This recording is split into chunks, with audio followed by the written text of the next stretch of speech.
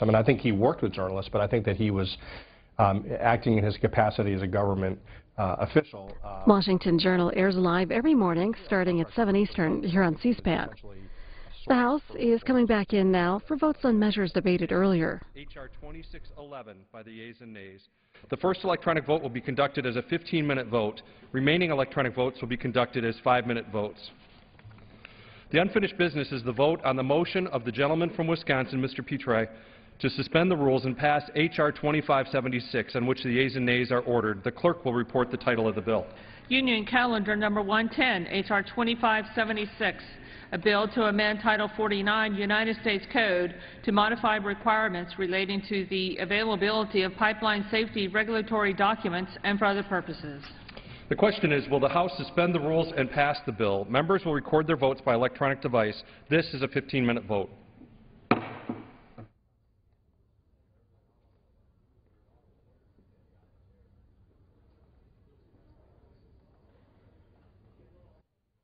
Three votes in the House, this one on a measure related to the availability of pipeline safety documents.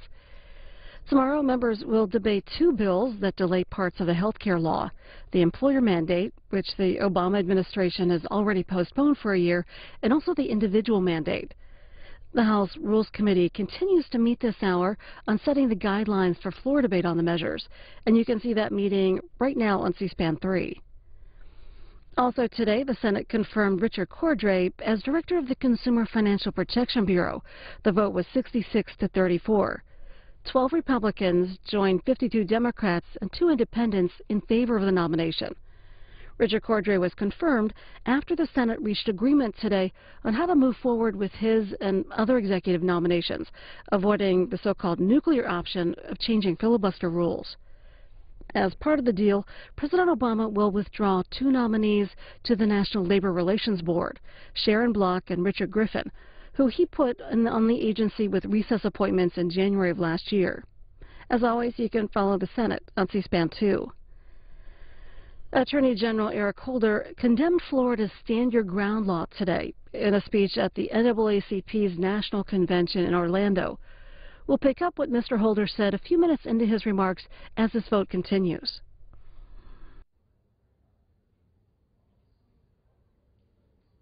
This afternoon, I want to assure you of 2 things.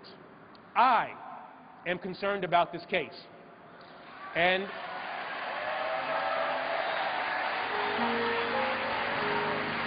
as we confirmed last spring, the Justice Department has an open investigation into it. Now, while that inquiry is ongoing, I can promise that the Department of Justice will consider all available information before determining what action to take.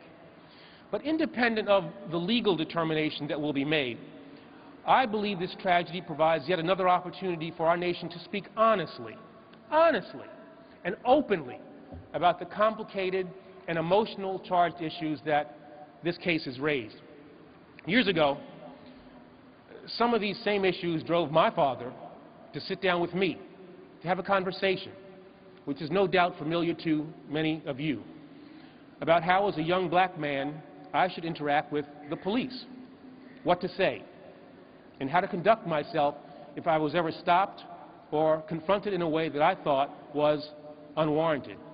Now, I'm sure my father felt certain at that time that my parents' generation would be the last that had to worry about such things for their children. Since those days, our country has indeed changed for the better. The fact that I stand before you as the 82nd Attorney General of the United States, serving in the administration of our first African-American president, proves that.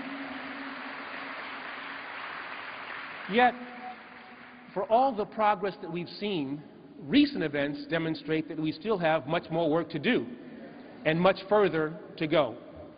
The news of Trayvon Martin's death last year and the discussions that have taken place since then reminded me of my father's words so many years ago. And they brought me back to a number of experiences that I had as a young man, when I was pulled over twice and my car searched on the New Jersey Turnpike when I'm sure I wasn't speeding, or when I was stopped by a police officer while simply running to catch a movie at night in Georgetown in Washington, D.C. I was, at the time of that last incident, a federal prosecutor. So,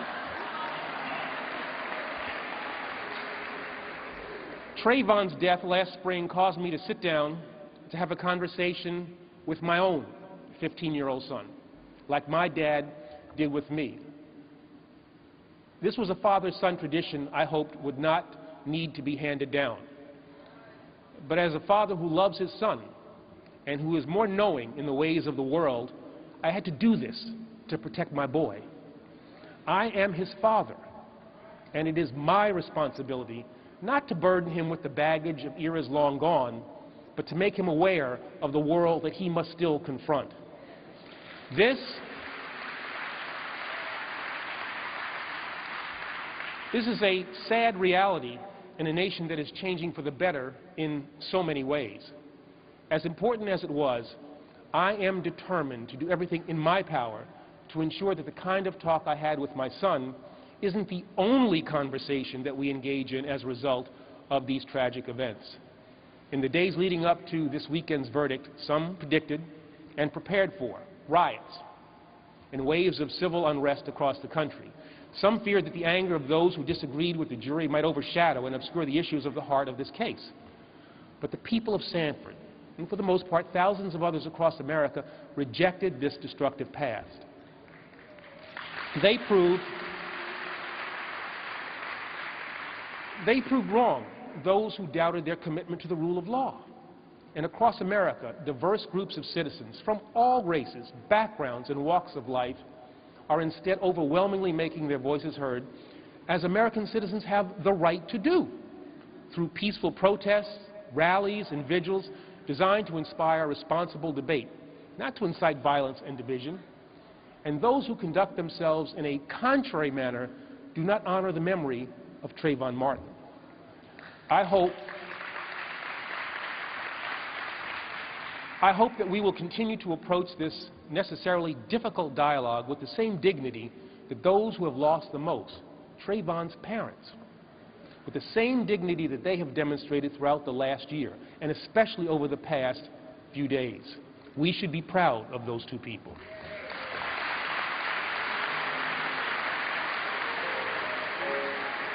They suffered a pain that no parent should have to endure, and one that I, as a father, cannot begin to conceive.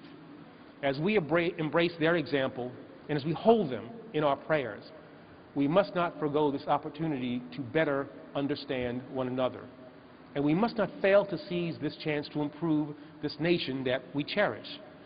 Today, starting here and starting now, it's time to commit ourselves to a respectful, responsible dialogue about issues of justice and equality, so we can meet division and confusion with understanding and compassion, and ultimately with truth, however hard that is. It's time to strengthen our collective resolve to combat gun violence, but also time to combat violence involving or directed toward our children, so we can prevent future tragedies. And we must confront the underlying attitudes, the mistaken beliefs, and the unfortunate stereotypes that serve too often as the basis for police action and private judgments. Separate and apart from the case that has drawn the nation's attention, it's time to question laws that senselessly expand the concept of self-defense and sow dangerous conflict in our neighborhoods.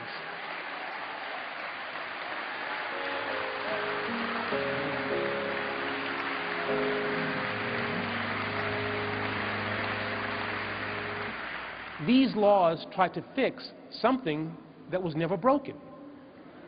There has always been a legal defense for using deadly force if, and the if is important, if no safe retreat is available. But we must examine laws that take this further by eliminating the common sense and age-old requirement that people who feel threatened have a duty to retreat outside their home if they can do so safely. By allowing and perhaps encouraging violent situations to escalate in public, such laws undermine public safety. The list of resulting tragedies is long, and unfortunately has victimized too many who are innocent. It is our collective obligation. We must stand our ground to ensure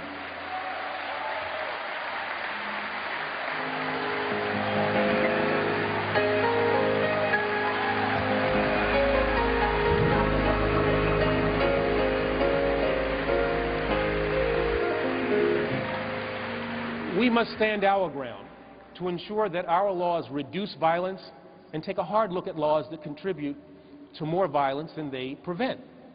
We must also seek a dialogue on attitudes about violence and disparities that are too commonly swept under the rug by honoring the finest traditions established by generations of NAACP leaders and other nonviolent advocates throughout history, and by paying tribute to the young man who lost his life here last year, and so many others whose futures have been cut short in other incidents of gun violence that pass too often unnoticed in our streets.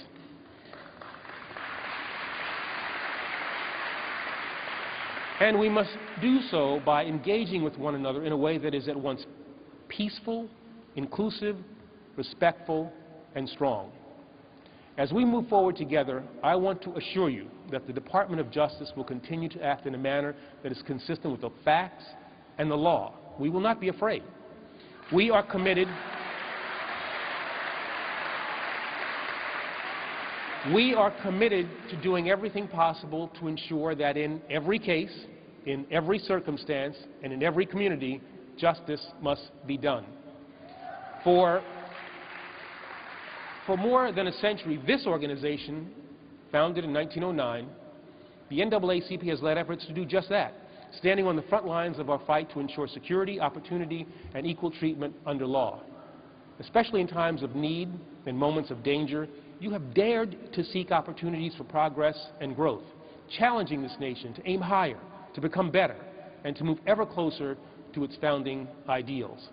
Under the banner of the NAACP, courageous men and women like W.E.B. Du Bois, Walter White, Charles Hamilton Houston, Ida B. Wells, Rosa Parks, Martin Luther King Jr., and countless others whose names may be less familiar, but whose contributions are no less important, have raised their voices to advance our common pursuit of a more perfect union.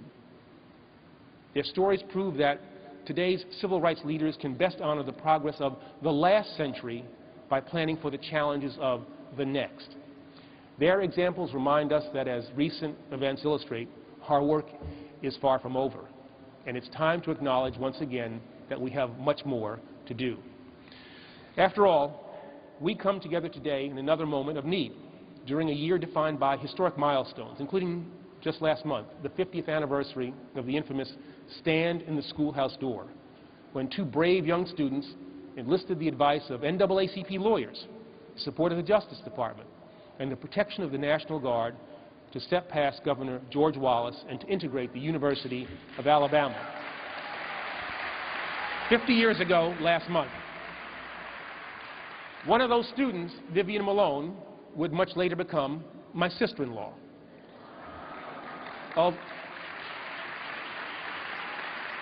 Although she passed away several years ago, much too soon, her courage made a strong impression on me when I was a young man. Her stories and others like it drove me to dream of a career in public service and led me to spend my first summer in law school working at the NAACP's Legal Defense Fund.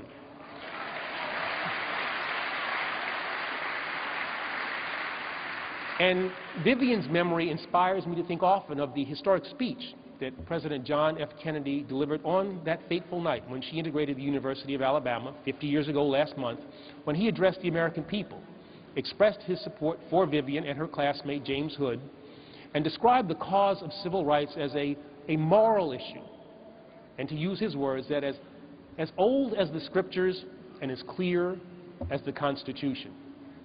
In that extraordinary moment, President Kennedy urged his fellow citizens to refuse to accept that anyone could be denied opportunity, denied education, or denied the future of their choosing just because of the color of their skin.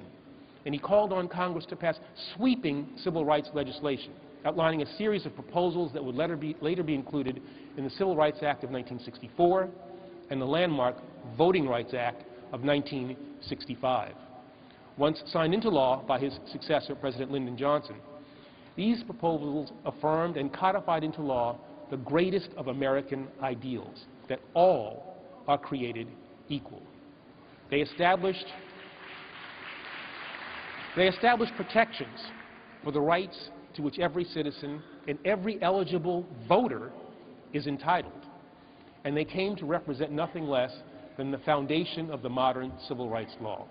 Now, unfortunately, last month, an important piece of this foundation was chipped away when the Supreme Court invalidated a key part of the Voting Rights Act. Over the years, and significantly, in the past 18 months, this provision, called preclearance, allowed the Department to take swift action against numerous jurisdictions that adopted rules or procedures with either a discriminatory purpose or effect. It served as a potent tool for addressing inequities in our elections system, and it proved the effectiveness of a legal mechanism that puts on hold any new voting changes until they have been subjected to a fair and thorough review. Let me be clear. This was a deeply disappointing and flawed decision. It dealt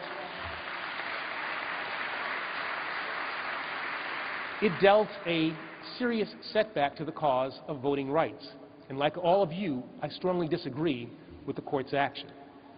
After all, as we've seen over the last 18 months, numerous successful decisions in the Department's Voting Rights Act cases have proven that, far from being an antiquated relic of a bygone era, such a process frequently resulted in approvals for fair and impartial voting changes while allowing the Department to work with jurisdictions to address problems wherever they occur. For instance, just last year, a federal court noted the vital function that preclearance played in protecting black voters who would have been disproportionately impacted by a photo ID law in South Carolina.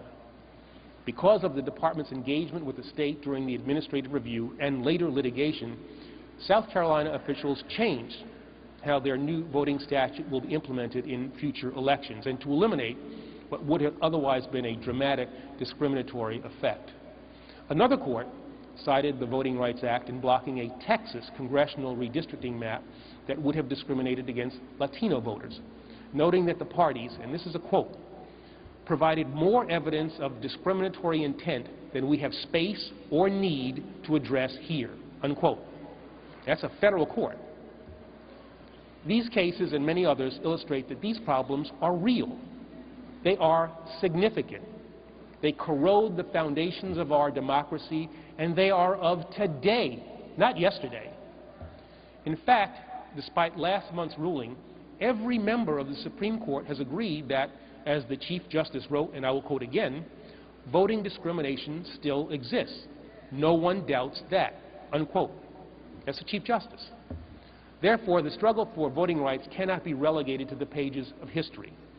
And this is why protecting the fundamental right to vote for all Americans will continue to be a top priority for the Department of Justice so long as I have the privilege of serving as the Attorney General of the United States.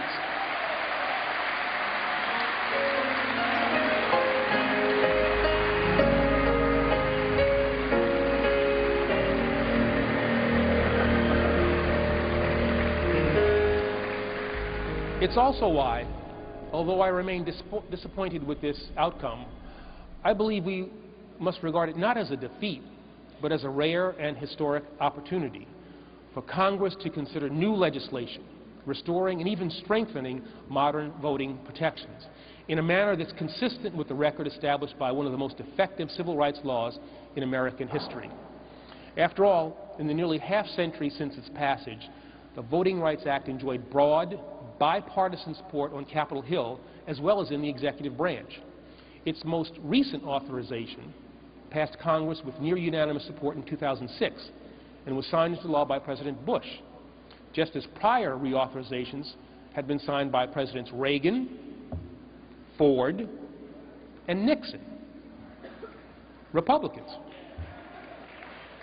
This is because providing fair and equal access to the ballot box has never been a partisan issue. It is an American issue.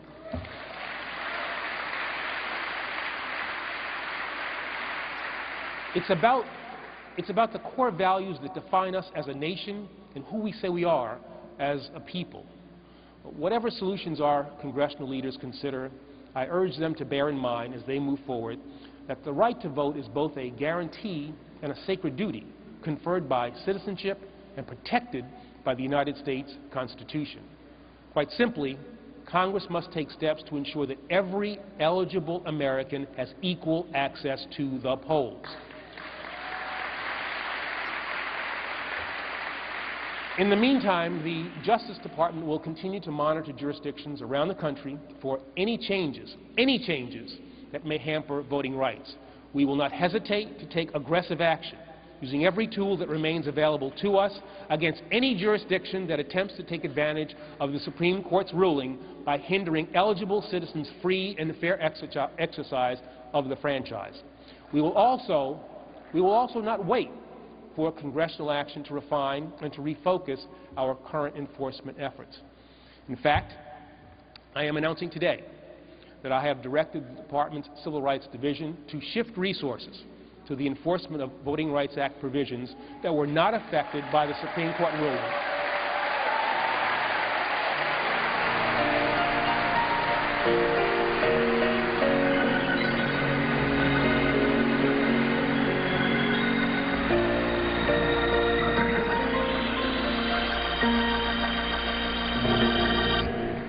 To move those resources to the part of the division and to the parts of the Act that were not affected by the Supreme Court's ruling, including Section 2, which prohibits voting discrimination based on race, color, or language, in addition to other federal voting rights laws. It is clear that our work is anything but complete. Our cause is not yet fulfilled.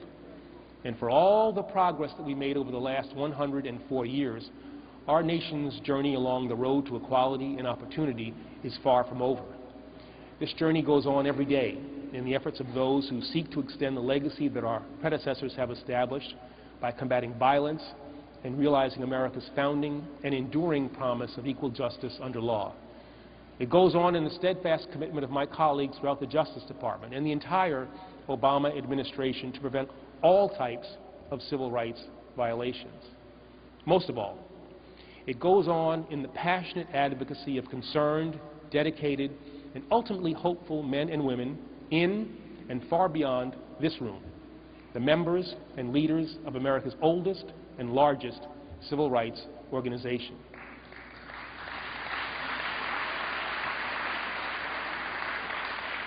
Make no mistake, the NAACP's work is not just historically relevant.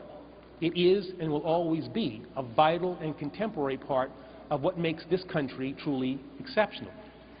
So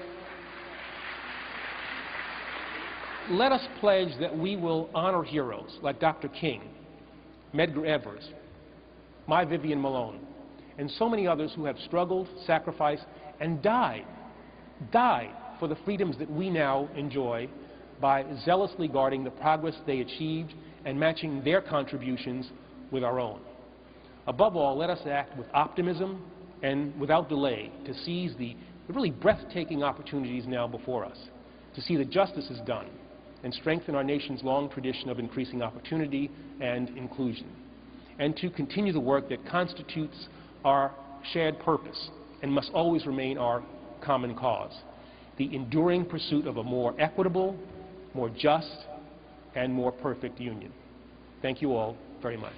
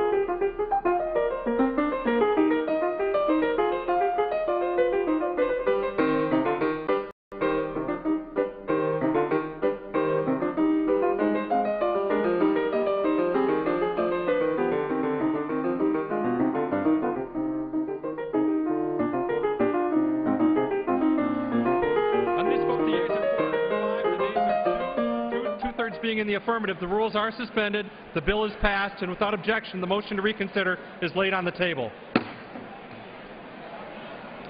The unfinished business is the vote on the motion of the gentleman from Wisconsin, Mr. Petrie, to suspend the rules and pass H.R. 1848 as amended, on which the yeas and nays are ordered. The clerk will report the title of the bill. Union Calendar number 109, H.R. 1848, a bill to ensure that the Federal Aviation Administration advances the safety of small airplanes and the continued development of the general aviation industry and for other purposes.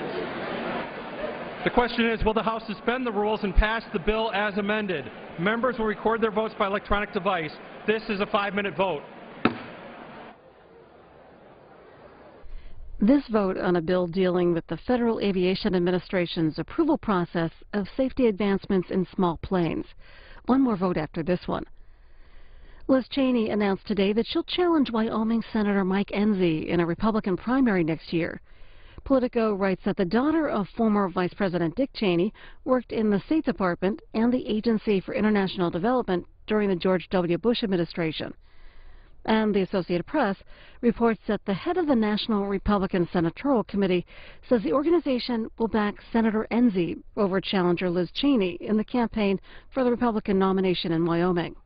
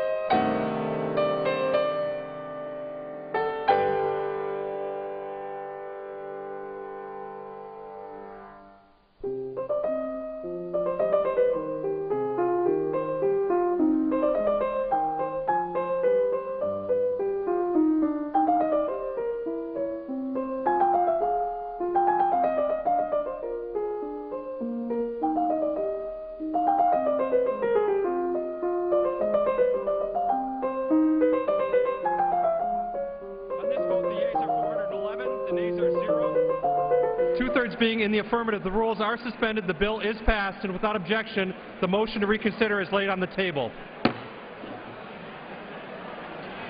The unfinished business is the vote on the motion of the gentleman from Wisconsin, Mr. Petri, to suspend the rules and pass H.R. 2611, on which the yeas and nays are ordered. The clerk will report the title of the bill. House Calendar Number 42, H.R. 2611, a bill to designate the headquarters building of the Coast Guard on the campus located at 2701 Martin Luther King Jr. Avenue Southeast in the District of Columbia as the Douglas A. Monroe Coast Guard Headquarters Building and for other purposes. The question is, will the House suspend the rules and pass the bill? Members will record their votes by electronic device. This is a 5-minute vote. The last vote of the day on a bill naming a Coast Guard headquarters building in Washington, D.C. We mentioned that the House will debate 2 bills tomorrow that delay parts of the health care law, the employer mandate, and the individual mandate. The House Rules Committee is meeting this evening to set the guidelines for floor debate on the measures. The committee is in recess for these votes right now and will continue live on C-SPAN 3 after the votes. A new study published by the Urban Institute this week finds that removing the employer mandate from the Affordable Care Act will have little impact on either insurance coverage or government spending, but that removing the individual mandate provision would significantly increase the number of uninsured individuals and affect government spending. That in the National Journal. In addition to the House and Senate, our live coverage tomorrow will include a House Financial Services Committee hearing with Federal Reserve Chairman Ben Bernanke at 10 a.m. Eastern on C-SPAN 3. And the Senate Judiciary Committee will look at the future of the Voting Rights Act after the Supreme Court decision. Representatives John Lewis and James Sensenbrenner are among the witnesses. That's in the afternoon at 1:30 Eastern, also on C-SPAN 3.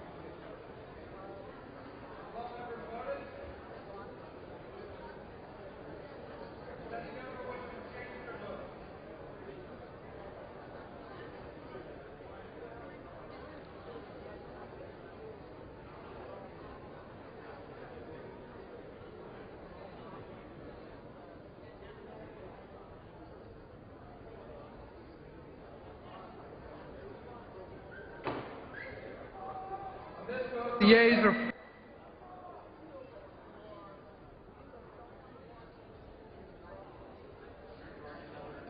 Yeah.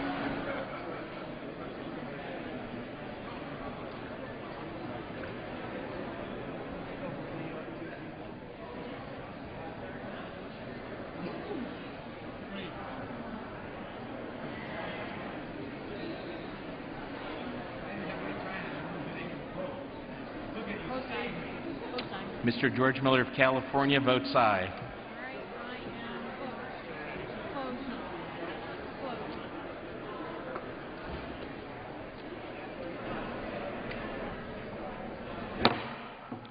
On this vote, the yeas are 411, the nays are 0. Two-thirds being in the affirmative, the rules are suspended, the bill is passed, and without objection, the motion to reconsider is laid upon the table.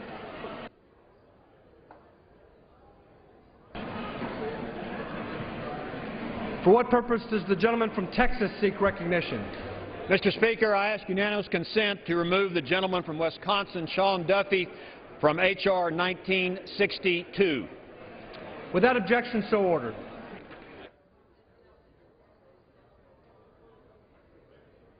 For what purposes does the gentleman from Illinois rise? Mr. Speaker, I ask unanimous consent to have the name of Mr. Bishop of Utah removed as a co-sponsor of H.R. 2359. Without objection, so ordered. For what purpose does the gentlelady from Arizona rise? Mr. Speaker, I ask unanimous consent to have my name removed as a co-sponsor to H.R. 2319. Without objection, so ordered.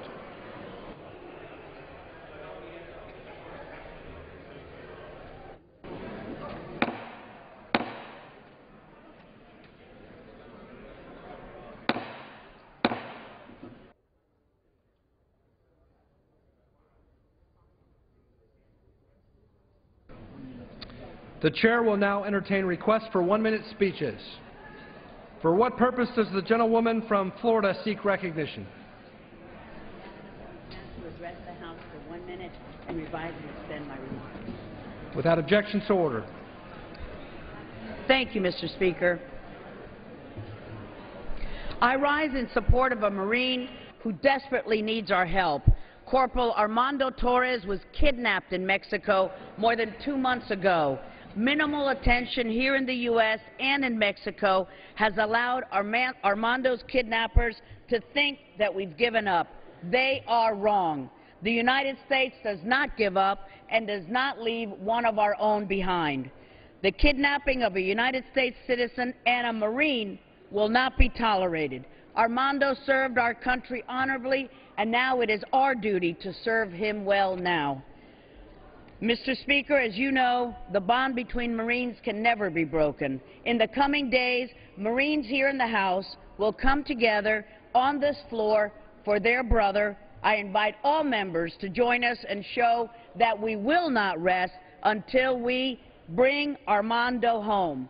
Thank you, Mr. Speaker, for the time.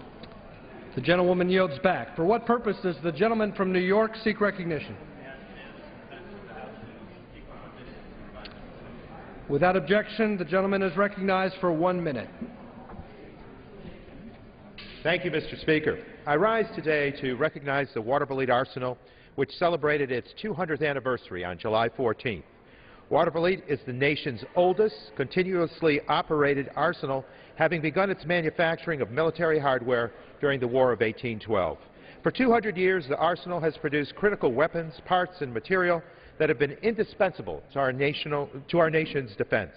Earlier this year, the Secretary of the Army recognized the arsenal's high quality and essential work by designating it as a center of industrial and technological excellence. The Army's Benet Laboratories, renowned for its research and development and work with advanced materials and composites, is also located at the facility. Let me offer a special congratulations to the Arsenal's employees, who, despite senseless sequestration-related furloughs, continue to provide manufacturing, engineering, and quality assurance for our nation's cannons and mortars. They have developed skills and expertise over the course of decades, many coming from families that have worked at the Arsenal for generations, pouring their talents into this powerful success story. They are truly the lifeblood of the Watervliet community and the greater capital region of upstate New York. With that, Mr. Speaker, I yield back the balance of my time. The gentleman yields back. For what purpose does the gentleman from Pennsylvania seek recognition? Mr. Speaker, request unanimous consent to address the House for 1 minute and revise and extend. Without objection, the gentleman is recognized for 1 minute. Mr. Speaker, this week the House will debate H.R. 2667, the Authority for Mandate Delay Act. This bill will delay enforcement of the Obamacare mandate that employers with 50 full-time employees who do not offer government-approved coverage must pay a $2,000 fine annually per employee. On July 2nd, the administration announced a delay, and while their authority to unilaterally change the law is questionable, the mandate remains a problem. Earlier today, an employer in Pennsylvania told me that in order to address compliance costs, the employer would opt to close 1 day a week. This is not rhetoric. In May of 2012, 71 Fortune 100 companies responded to a House Ways and Means survey. They estimated savings up to $28.6 billion in 2014 by eliminating coverage for their 5.9 million employees, paying the $2,000 annual fine. This would impact more than 10.2 million employees and dependents. It appears the administration has begun to understand that the employer mandate provides a perverse incentive for companies to drop their employees from health plans that are otherwise working. I urge my colleagues to support H.R. 2667, Mr. Speaker, and I yield back the balance of my time. The gentleman yields back. The House will come to order. For what purpose does the gentleman from Texas seek recognition? Mr. Speaker, I ask unanimous consent to address the House for 1 minute to revise and extend my remarks. Without objection, the gentleman is recognized for 1 minute. Mr. Speaker, at a House Judiciary hearing, Eric Withholder, the Attorney General, admitted to me that more people were going to die because of Operation Fast and Furious. That's the Justice Department and ATF gun-running scheme that sent hundreds of U.S. automatic weapons to criminal drug cartels in Mexico. Recently, Mexican police chief Lucio Rosales Astorga was ambushed and gunned down by assassins as he was driving his son to school. His wife and 2 bodyguards were also shot. The automatic weapon used to shoot him was a Fast and Furious gun smuggled to Mexico by the U.S. government. Reportedly, over 200 Mexican nationals have been killed by Fast and Furious weapons. American guns are at the side of these puddles of blood. Chief Astorga's son will be fatherless because of this government's recklessness. Meanwhile, Attorney General Eric Withholder keeps stonewalling justice and hiding information on this gun-running scheme. Mr. Speaker, somebody needs to go to jail, and that's just the way it is. I yield back. The gentleman's time has expired. For what purpose does the gentleman from California seek recognition? Ask unanimous consent to address the House for 1 minute. Without objection, the gentleman is recognized for 1 minute. Mr. Speaker, I rise today to extend my sincerest congratulations and happy birthday wishes to Mrs. Violet B. Hanna, who will be celebrating her 100th birthday on July 23rd. Born in Los Angeles on July 23, 1913, to Albert Wogotsky and to Ella Bushagar, Violet is the oldest daughter of 9 children. She married William Hanna on August 6th of 1936. She lovingly raised a family of 2 children, has 7 grandchildren, and 6 great-grandchildren. She has enjoyed wonderful health all of her life. She was raised on a farm, was a straight-A student, and was so devoted to family that after graduating from high school, she gave up a full scholarship to Occidental College to start working in L.A. to support the rest of her family in Imperial Valley. Violet has witnessed momentous changes in our nation's history. Her life reflects a contribution to that history. I hope her century of memories brings much pride and joy to herself and family members. I ask my colleagues to join me in congratulating Violet on this remarkable milestone. I wish her a special day shared in the company of her family and friends, and all the best in the years ahead. Thank you, Mr. Speaker. The gentleman's time has expired. For what purpose does the gentleman from Pennsylvania seek recognition? Question unanimous consent to address the House for 1 minute and revise and extend my remarks. Without objection, the gentleman is recognized for 1 minute. Thank you, Mr. Speaker. This week in history, we celebrate the achievement of Neil Armstrong's moon landing in 1969, a shining example of American innovation and perseverance. In conquering space, America sent a message to the world that we can achieve any task that we set our mind to. Today, 40 years later, we as Americans face similar challenges, not on the surface of the moon, but around our nation. Our generation is tasked with recapturing the American spirit that put a man on the moon by saying yes to American ingenuity in the 21st century. In that vein, Mr. Speaker, we as lawmakers must enact legislation that makes that goal a reality. Things like enacting common sense laws like the Made in America Act, which fosters a new era for American manufacturing and protects American jobs, or once and for all declaring energy independence for our nation. Now is our moment to honor the accomplishments and the legacy of the moon landing by ensuring the continued success and independence of America for generations to come. And I yield back. The gentleman's time has expired. Are there further requests for one-minute speeches? Without objection, the gentlewoman is recognized for 1 minute. As a mother and an American, I am well aware that this nation is a nation of laws, and our system of justice speaks, and the reason why we are a democracy is because we adhere to that. But I'm proud of my constituents and others in Houston, Texas, who saw the need to petition and to be able to join the family of Trayvon Martin in praying to petition their federal government. That is America, Mr. Speaker, that all persons have a right to come and petition their government. Thank you for being peaceful. Thank you for being prayerful. Thank you for being ready to speak in tones seeking justice, but doing it in a way that is respectful of our system and ready to be able to achieve what your desires are through continuing to pray and be peaceful.